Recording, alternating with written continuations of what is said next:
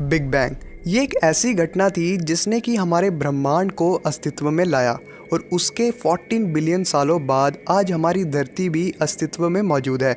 लेकिन scientist Steven Hawkins का मानना था कि बिग बैंग सिर्फ एक बार ही नहीं हुआ है बल्कि हज़ारों बार हो चुका है, जिसकी वजह से बहुत सारे यूनिवर्सेस का निर्माण हुआ जिन्हें हम मल्टीवर्स के नाम से जानते हैं। और उन सभी मल्टीवर्स में हमारी धरती जैसे प्लैनेट मौजूद हैं और उन सभी धरतियों पे हमारे जैसे रेप्लिका अपनी रियलिटी में जी रहे हैं।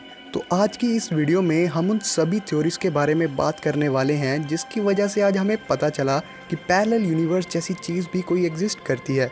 और उससे भी बढ़कर हम उस एक्सपेरिमेंट के बारे में बात करेंगे जो कि हमारे लिए पैरेलल यूनिवर्स के दरवाजे खोल देगा और पैरेलल यूनिवर्स भी बस हमारे लिए एक फैंटेसी नहीं बल्कि हमारी एक हकीकत बन जाएगा। एलन गुडनेस, जिन्होंने साल 1980 में इन्फ्लेशन थ्योरी का इजाद किया, उन्होंने बताया कि बिग बैंग के बाद यूनिवर्स का आकार बहुत तेज़ी से फैला और फिर कुछ समय बाद ये फैलाव धीमा हो गया, लेकिन ब्रह्मांड का फैलाव फिर भी जारी रहा।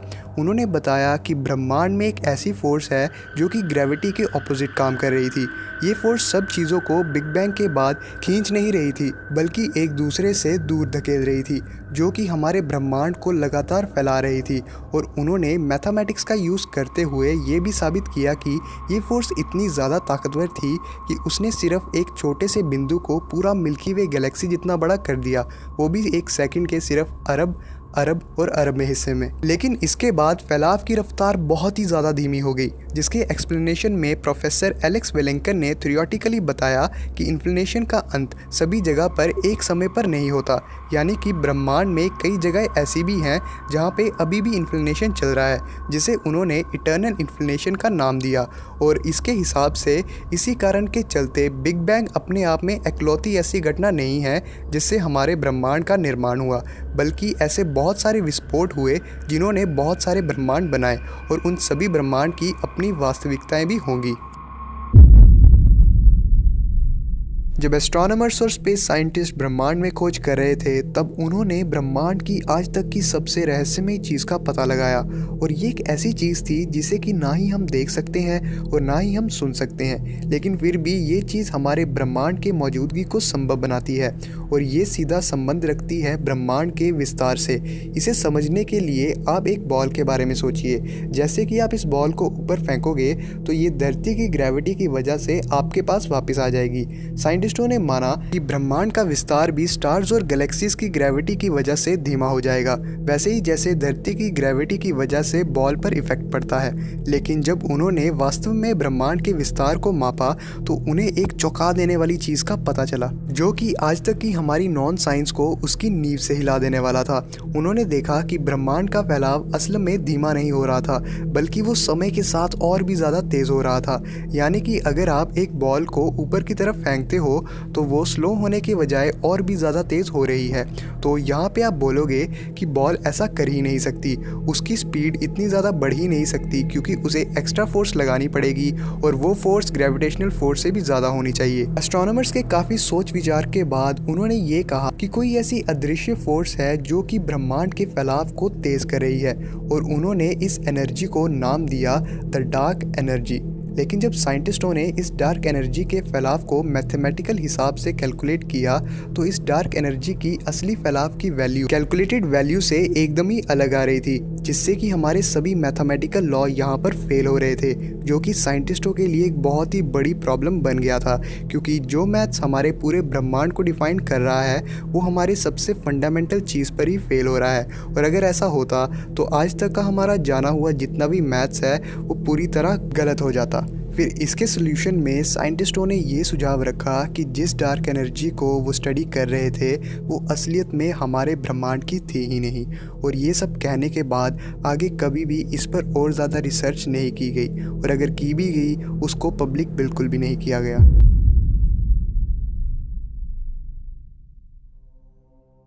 एक और ऐसी ही थ्योरी जिसने हमारे ब्रह्मांड को समझने में आसानी नहीं बल्कि बहुत कुछ नया जानने में भी मदद की है, जो कि है स्ट्रिंग थ्योरी। हमारे आसपास मौजूद हर एक चीज़ एटम से बनी है और ये एटम्स भी और भी ज़्यादा छोटे पार्टिकल से बने होते हैं, जैसे कि प्रोटॉन्स, इलेक्ट्रॉन्स और न्यूट्रॉन्स।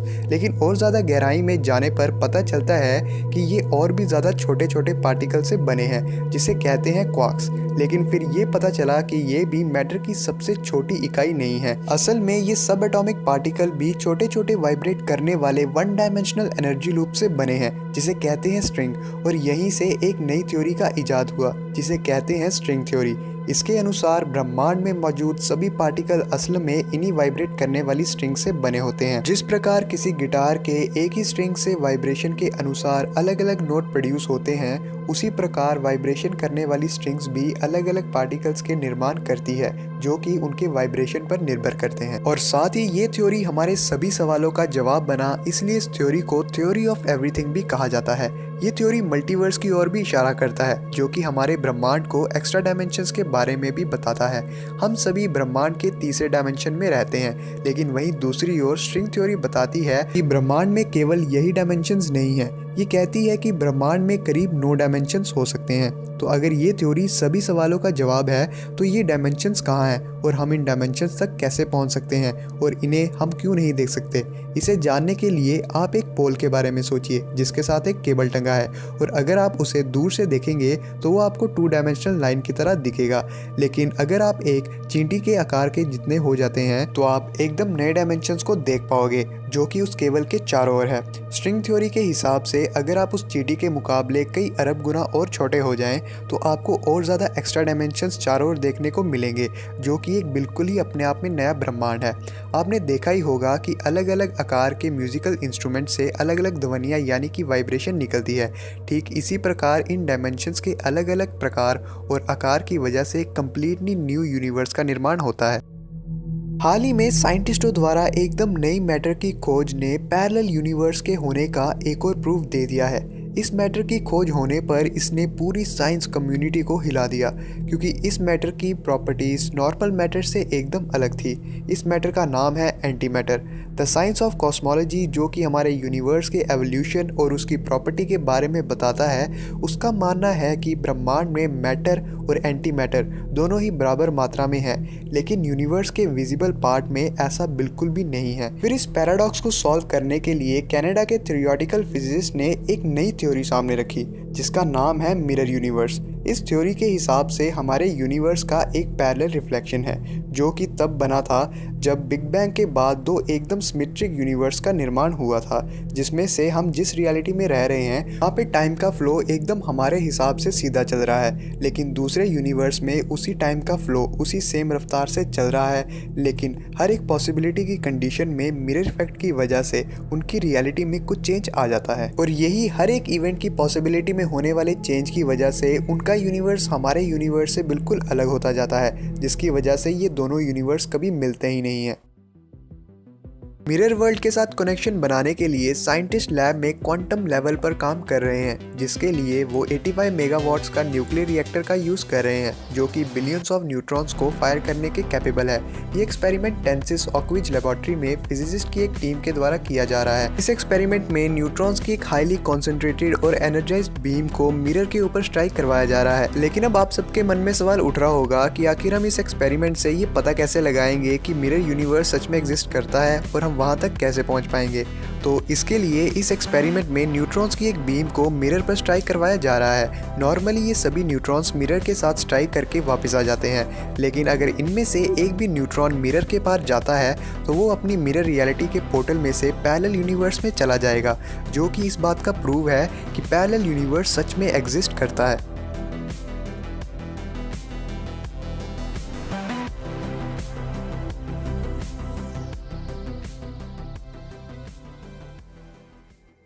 पैरेलल यूनिवर्स जैसे बहुत ही ज़्यादा यूनिक और कॉम्प्लेक्स आइडिया को हम आज ही नहीं जान रहे हैं। अगर हम अपनी ओल्ड टेक्सचुअल बुक्स में नज़र डालें, जैसे कि अगर हम इंडिया की ही ओल्ड माइथोलॉजी में नज़र डालें, तो वहाँ पर भी पैरेलल यूनिवर्स के होने की बात कही गई है। और अगर हम ग्रीक माइथोलॉजी पे भी नज़र डालें तो वहाँ पर भी हमें ऐसे कई बातें पता चलेगी जिससे पता चलता है कि पैरेलल यूनिवर्स सच में एग्जिस्ट करता है। तो क्या पता फ्यूचर में आप एस्ट्रोनॉट बन के स्पेस में घूम रहे हो और वहीं आपको आपका ही क्लोन मिल जाए जो कि आपके पैरेलल यूनिवर्स से आया है, तो आपको कैसा लगेगा।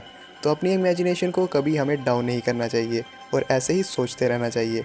तो उम्मीद है आपको वीडियो पसंद आई हो। तो मिलते हैं किसी अगली वीडियो में, तब तक के लिए थैंक्स फॉर वॉचिंग।